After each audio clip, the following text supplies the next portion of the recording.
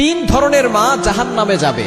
আমরা অনেকেই মনে করি মা মানেই তো জান্নাতি, মায়ের পায়ের নিচে সন্তানের জান্নাত রয়েছে। কিন্তু কিছু মা এমন আছে যারা সন্তানদের প্রতি অবিচার করে, যারা সন্তানদের সাথে এমন ব্যবহার করে যেটা আল্লাহ পাক রব্বুল আলামিন সহ্য করে না। মনে রাখবেন, মা বাবা যদি সন্তানের প্রতি জুলুম করে তাহলে আল্লাহ পাক রব্বুল আলামিনের বিচার করবেন, কারণ আল্লাহ পাক রব্বুল আলামিন নিজেই তার নিজের উপরে জুলুম করা হারাম করে নিয়েছেন। সুতরাং কিছু মা বাবা এমন আছে যারা সন্তানদের প্রতি জুলুম করে। এজন্য মা হলেই যে সে ভালো মানুষ, মা হলেই যে সে জান্নাতে চলে যাবে, বিষয়টা এমন নয়। অনেকেই বলে যে আমার মা তো অনেক ভালো, এবং অনেকে বলে আমার স্ত্রী খুব ভালো। স্ত্রী হওয়াটা ভালো লক্ষণ।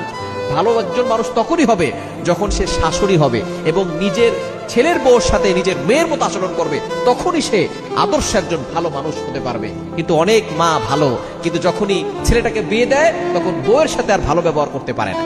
এজন্য ভালো ব্যবহার তখন হবে, আদর্শ মানুষ তখন হবে যখন সে নিজের ছেলের বউর সাথে ভালো ব্যবহার করবে। তিন ধরনের মা। নাম্বার ওয়ান, এক নাম্বার হচ্ছে যারা নিজের সংসারের সন্তানদের ভিতরে ঝগড়া লাগিয়ে দেয়। নিজের মা স্বার্থের জন্য আপন ভাই বোনের ভিতরে ঝগড়া লাগিয়ে দেয়। আপন ভাই বোন দেখা যাচ্ছে মায়ের কারণে তারা যুগের পর যুগ ধরে কথা বলে না।